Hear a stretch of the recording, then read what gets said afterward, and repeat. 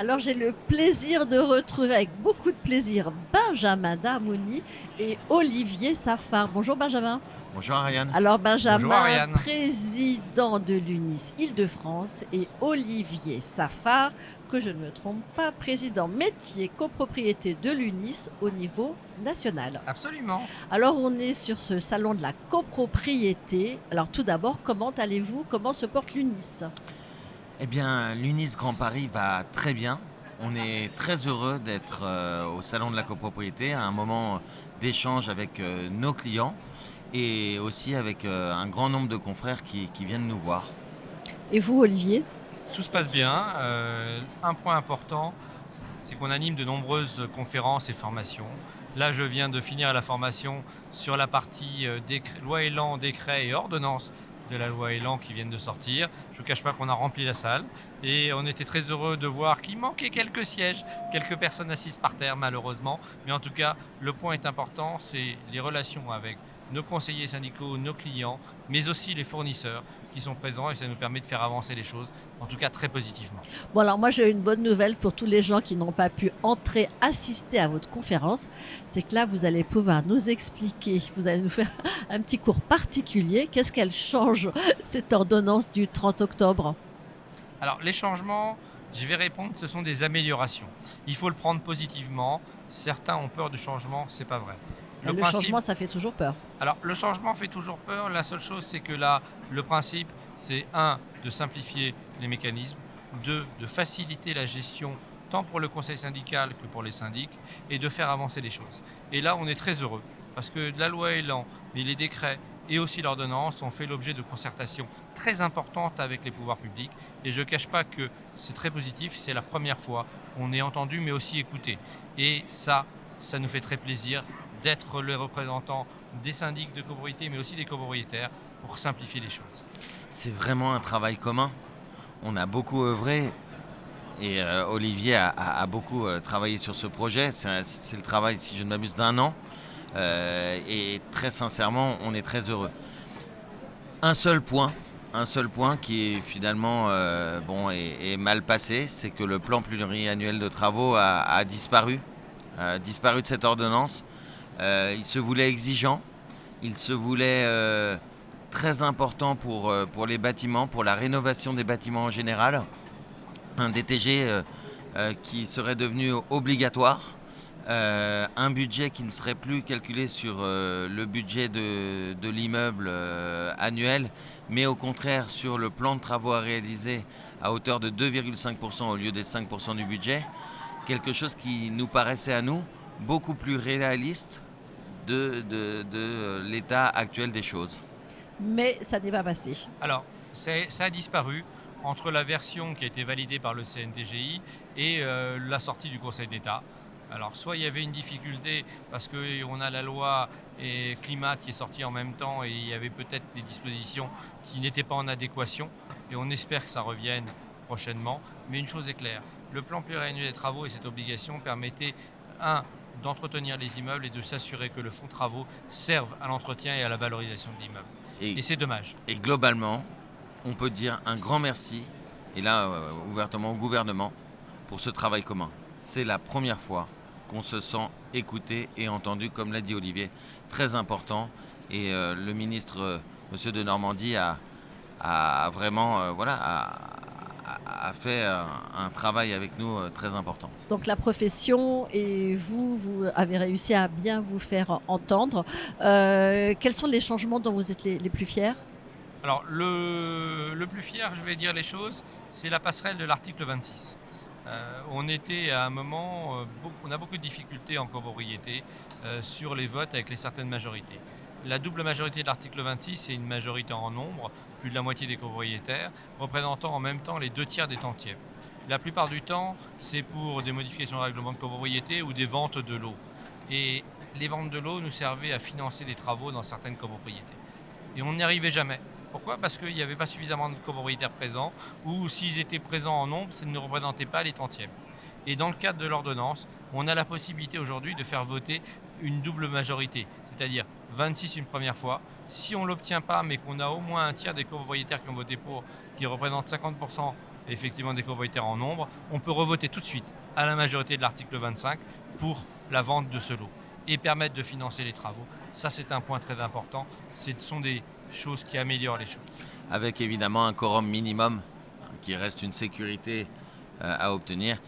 Et sincèrement, moi je pense que le pouvoir du conseil, qui est donné au conseil syndical dans cette ordonnance est très important. Je pense que c'est une reconnaissance pour le conseil syndical de lui donner plus de pouvoir.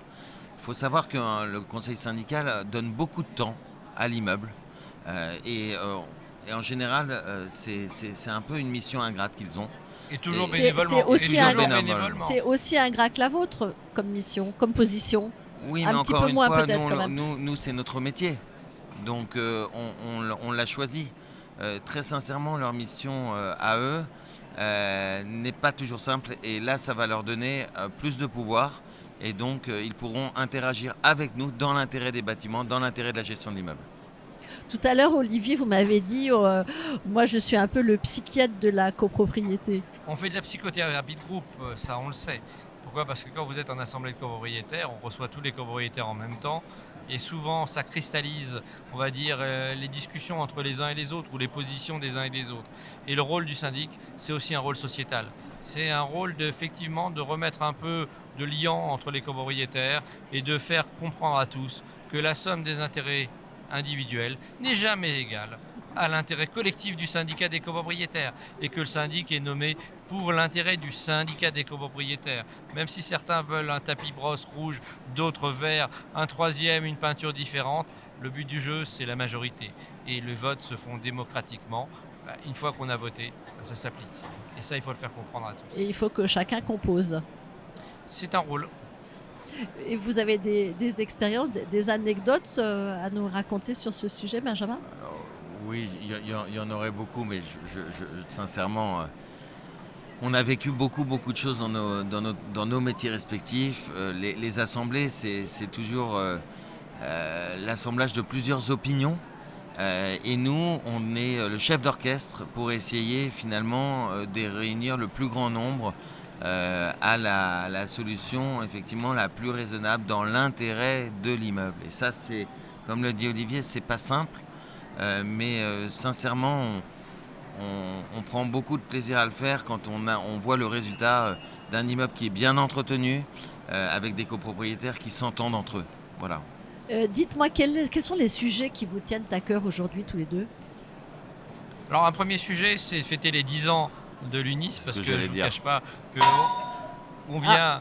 l'UNIS a été créé il y a 10 ans par le rapprochement de 3 syndicats professionnels.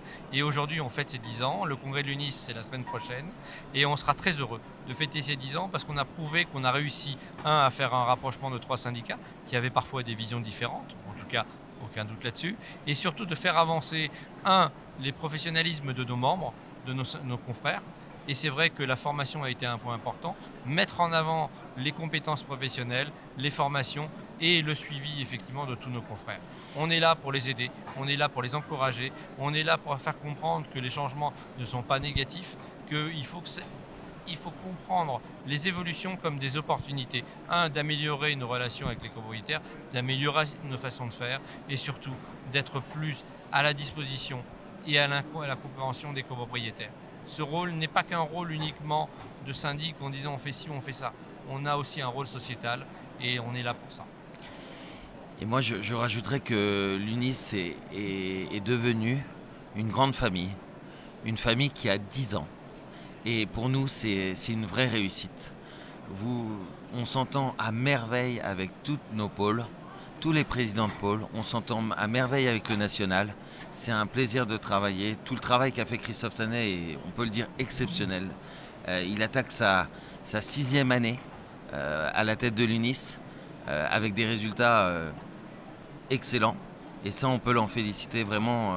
Il a fait un excellent travail.